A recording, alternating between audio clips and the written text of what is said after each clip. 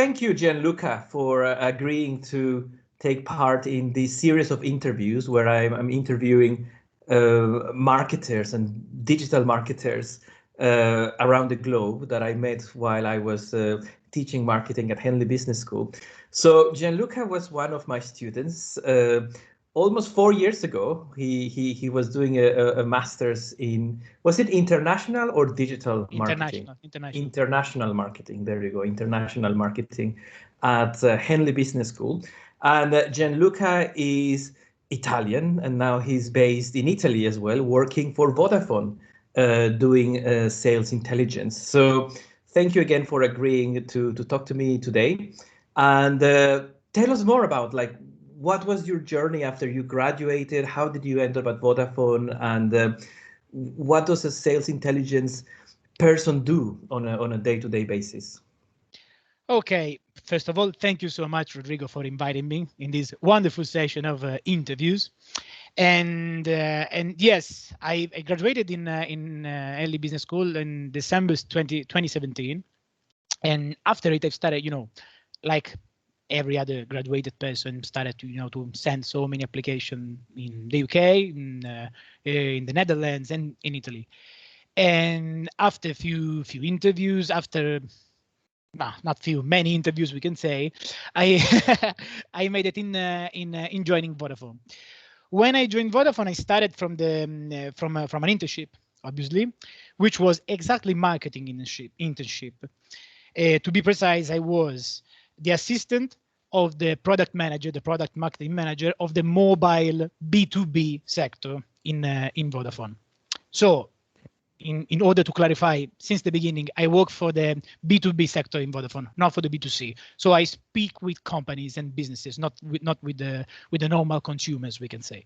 Which I think, if I may interrupt, I think it's very interesting because many times, and even perhaps at business schools, we tend to focus more on B2C, right? We always speak of B2C, and even Vodafone. 90%. Vodafone, it's very much associated with B2C, but sometimes students, they don't know, like, there is this whole industry, right, of companies selling to other companies, and this is where you are, and where you're building your career. Yeah.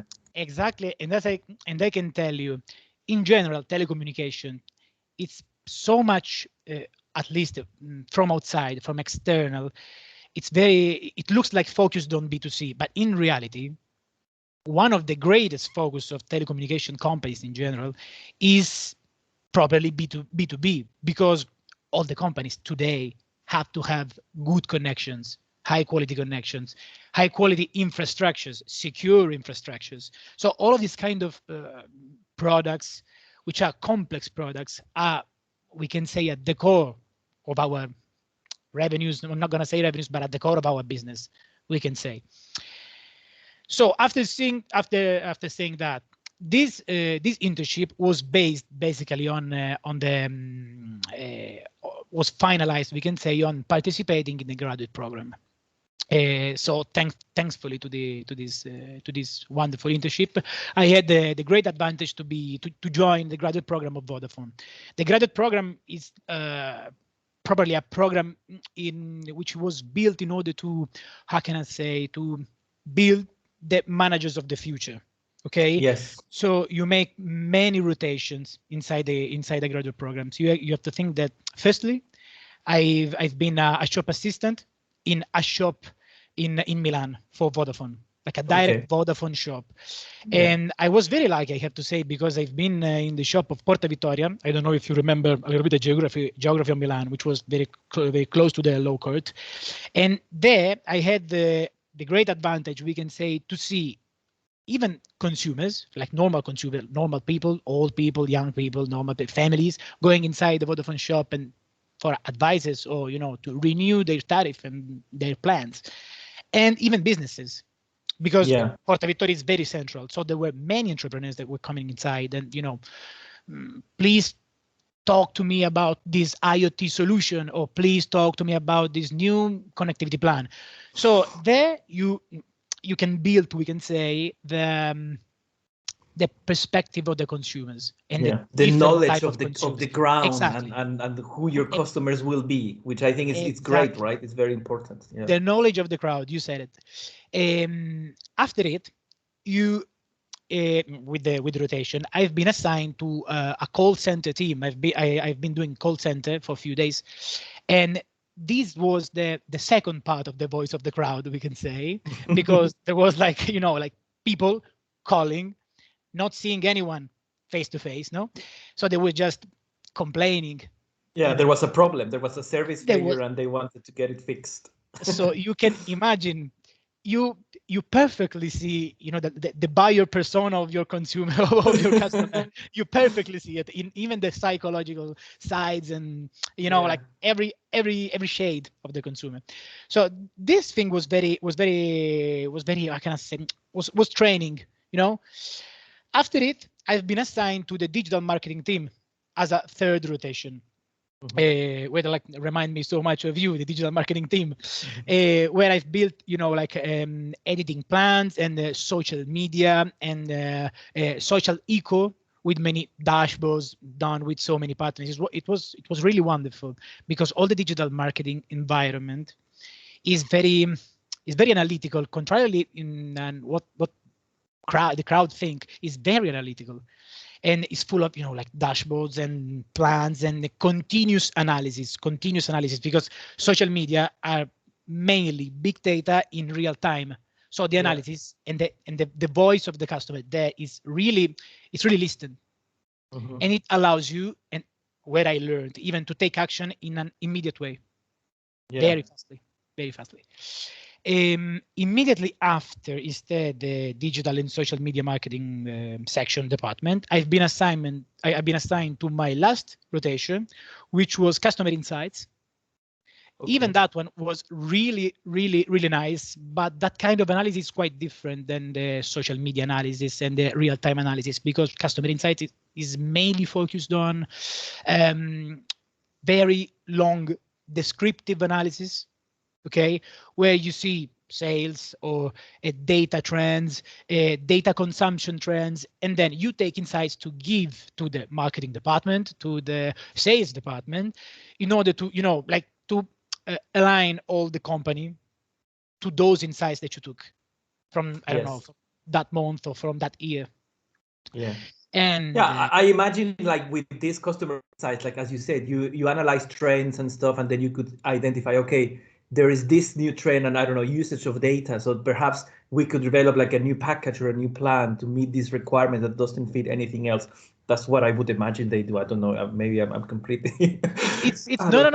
You're not out of the road. Instead you're very in the road, because, for example, one of the stimulus, we can say, to change tariff plans are customer insights. Because, for example, if you understand that a customer is using or is getting every month very close, a customer, when I say a customer, I'm sorry, I say like a segment, okay, like an entire segment of, for example, families are getting too close to the limit of gigas for 6 months in a row. Perfect. You know that now you have to anticipate the market and put out a new tariff plan where the gigas allowance is doubled, tripled. You don't know. But you have to anticipate this kind of needs of the market. Yeah, totally. And I imagine as well that you can see, well, actually, on average, customers use this amount of minutes. So we can say, yeah, we just give you unlimited, because we kind of know that this is on average what happens. Yeah. So and if you wouldn't analyze the data, you wouldn't be able to know what's happening, right? So I can even tell you another thing. For example, I see data of geographical segments of customers, like people in Lombardy, in Milan, that are using so many minutes and not so many gigas. So there I know that the composition of that sample of the market is mainly focused on over 50 people, over 50 years old people, which are more used to use minutes than gigas. Of course. Yeah. Instead, if I go to Colonna di San Lorenzo and I see the geographical analysis there, I'm gonna see that people have unlimited minutes, but they don't even use maybe 2 or 3 of minutes. Yeah, exactly. Because they finish all the gigas. Yeah. It's Yeah. it's nice. It has been nice. Customer insights But has been nice. but you Yeah, yeah. said that you didn't like it that much. So you said like it was nice, but it was not the thing for you at that stage. True, true. Okay, I didn't like it so much because I was mainly focused on just marketing. You know, like I want marketing, doing marketing, digital and normal marketing, product, and blah blah blah. And it was nice at the beginning. You know, even because, for example, in the first experience of the marketing intern, I've designed a new product. I made analysis on that on the possible needs that that product would have addressed. But then inside there, I've understood that maybe my passion wasn't just marketing. Marketing is lovely. Marketing remains my major, my love, we can say, and I think it's one of the keys to better understand markets and sectors and the economics in general. But as I understood, a complete manager, if you want to become a manager, of course, but a complete manager, a complete professional, should learn many departments, more departments than one. And then I think in Vodafone is that in companies like, but in multinational companies in general, you can do that. Actually, you can do that because you can change departments. And I am the demonstration because I'm gonna demonstrate it because I'm telling you, I passed from customer insights and then I went to my final position, which was Vodafone business strategy. Okay. So I was in a strategy department, but as you know, like all the strategy departments have many small departments, you know, many teams inside. So I've been assigned to the channel strategy team, which was basically looking and managing all the sales channels for Vodafone Business. So I used to make a deep analysis, trend analysis, but this time not about data usage and all these kind of things, but on just sales. So not right now, because what I'm doing right now is quite similar. But from that point on, it was mainly sales trends, sales analysis, and geographical sales analysis, and this kind of data, we can say, which at the end of the day is what brings money inside the pocket. so of course, you have to have a team, and it has been. I have to tell you, it has been wonderful because working in a strategy department in general is nice because you face continuously all of the other strategy teams, and you have to, how can I say, to address the main strategy the Vodafone Group and the big super Nick Reed CEO is giving you and to all the company to the channel of sales, and then you have to make it, like I say, complementary to the other strategy teams, like with the data strategy, with I don't know, with the product strategy. So it's nice. It's nice, but it's very collaborative. You have to learn how to work in a team because if not, it's impossible. Which again, you mentioned, if you watch the interview that I did of Kate as well, she mentioned as well how this collaborative and working in teams and all that, which I don't know if you remember your uni days, that sometimes people say like, oh, I don't want to work in teams, it's so complicated. You remember? But the reality is that when you join companies, that's the way you will work, right? At the end of the day, you cannot do things on your own. It is, but for one big reason, Rodrigo, you can't do everything on your own. Even if you work 18 hours per day, you can't make everything on your own because there are too many, because especially in multinational companies, there are too many processes, too many systems that cross themselves and, you know, make complementary parts. Like the first part of the product is made by one process and then by another process. It's impossible to make everything by yourself. Impossible. Yes, and then there is like financial elements and then legal regulations, and you cannot be an expert on all these things, right? Exactly. So you have to work with them to so that you can see and foresee any problems that you might have, right?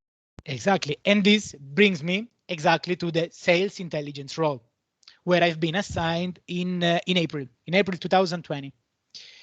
What happened? Basically, there was like a general reorganization of our departments, and I've been assigned to this role, which is basically what I was doing in channel strategy, So practically managing the sales channels of Vodafone, but focusly on one channel, which is the outbound channel, which is indirect sales. You have to imagine that the overall market in general in Italy of so many goods, but especially for telecommunication and energy, is dominated by indirect sales companies. So it's not Vodafone that goes to the businesses, other agencies that go to the businesses. So my job practically is to understand all of the analytical part of these agencies, try to help them and develop them. So, you know, like, I don't know, organize trainings, new remuneration, new models of remuneration, all of these particular things, okay? Then I have to organize contracts. I have to organize the legal part with my two colleagues. I have two legal colleagues where I strictly collaborate to, you know, to make the remuneration and all the legal part of those agencies. So what you were saying, the paper part, and especially I have to manage, we can say, all the projects that go around this outbound sales channel. So if we want to make, I don't know, a new partnership with a new call center in Albania, I have to manage all the interest, we can say, of our agencies. So it's very, how can I say? And lastly, I have to manage all the remuneration of the products that the marketing produce for the indirect channels. So I have to understand how much is going to be the price of this product, how many customers are gonna buy this product, and so I have to fix a remuneration for this product, and I have to make a proposal to marketing and to finance. And finance and marketing have to, you know, like to make a verified check or not about this proposal. It's very, it's quite in the middle. It's nice because it's basically it's a half project management and half analyst role. But that's why I've learned how to work in a team, because a project manager cannot work by himself. It's impossible. Yes, and I guess also it also shows how you did a marketing degree and all that, but marketers, they can fit in different areas at the end of the day, right? Which is a bit of a crossover what you're doing now, right? Of, as you said, a bit of project management and all that, and also these elements of customer insights, but to design products or contracts or plans or motivate, like payment payments too, yeah, for sure. schemes, right? That will drive sales, right? For Vodafone at the end of the day. That's true. That's true. And you said a very right thing, that is a crossover with marketing, but marketing is inside the role. Why?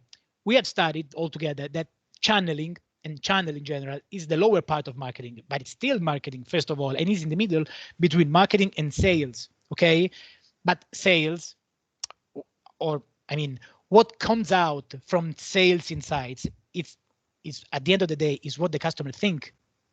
So if the salespeople and the channel is telling you those products are, I don't know, like are too expensive for this geographical part of Italy, you have to make an action to solve this.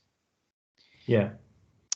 That's why it's very nice, because you talk with marketing, talking about the possible new features of the product, but even you even talk with sales, and you even talk with finance, because the product has to be sustainable then after you launch it. Because if you launch it and then it's not going to be sustainable, you're not going to make money with it. So it's nice, but it's very it's crossover. It's true. It's very crossover. Good. Now, I'm conscious of the time, and I don't want to take too much time of it. Shall we move to the end of the interview? And I told you that I wanted you, because I mean, now you graduated 4 years ago, right? And I keep in contact with students that are studying now, right? What would be your advice now, considering also the pandemic and all these things, for someone who will graduate in a couple of months? Like, if you could do it again, or if you had to do it again, like 4 years ago, what would you do different, and how what advice would you give to recent marketing graduates, I would say? Okay, that's a very nice question.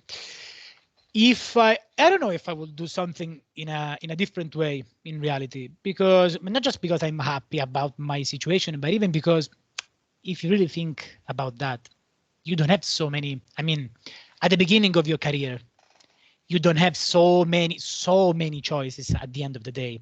You take the best opportunity that you can have. So what I can advise to students which are going to be graduated in a bit is that don't think that you finished studying, because you didn't finish studying at all. You just started studying. It's different. Even because you have to it never imagine ends. that it never ends. You have to imagine that not every day, but one day yeah, and one day no. I study. I do courses. I do analytic courses. I do many type of courses, because if you want to be a professional, a good professional, you always have to study to train yourself with even new stuff. Even because the new the new economy in general is very technological, but technology evolves himself very quickly. So you always have to be up to date if you want to be in this kind of companies. You want to be in a multinational company, because multinational company, thanks to the fact that they have big resources, very giant resources, we can say, they are always up to date. And if you don't want to be left behind, you have to be up to date.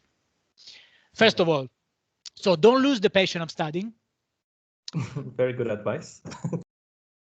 And don't be discouraged because of applications that are not gonna go well. Even because I can say that now I'm in a multinational company, in a giant company, in a beautiful company, in a beautiful reality. But before it, there have been 350 applications. So you never take it at the first time. Never. It's impossible. I mean, just like very few cases, but as we say, they not even make statistics, because they are just outliers.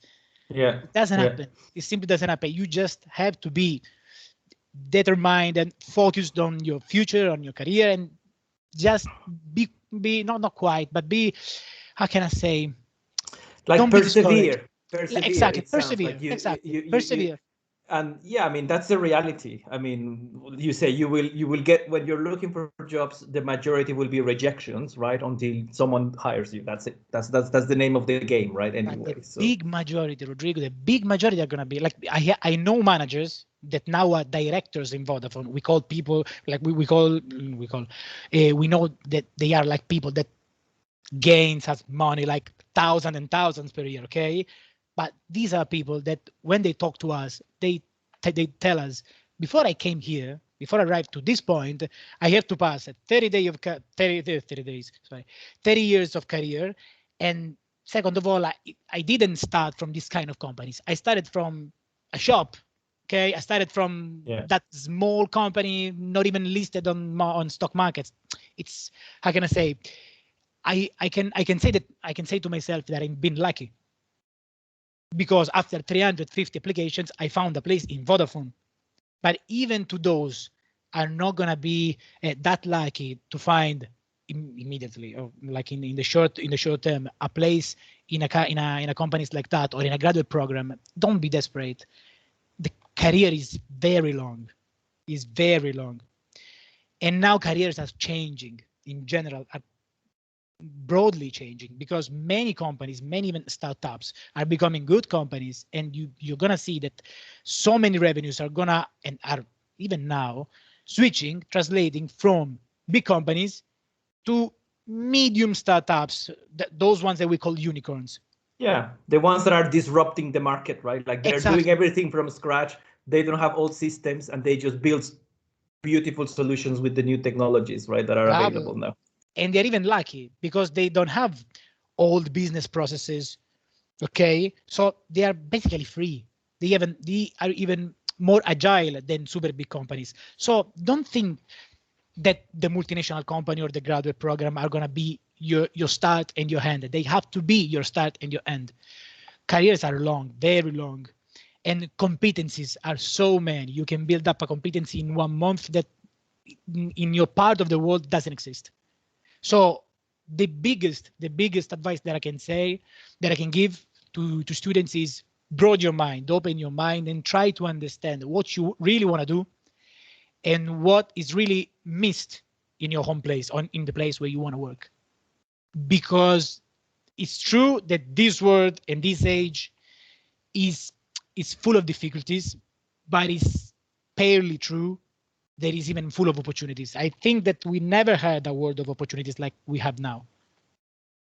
Literally everyone can build a competency. Everyone. Beautiful. Gianluca, we'll leave it like that because you ended it very beautifully. Thank you again for your time, and it was nice seeing you again after these many years.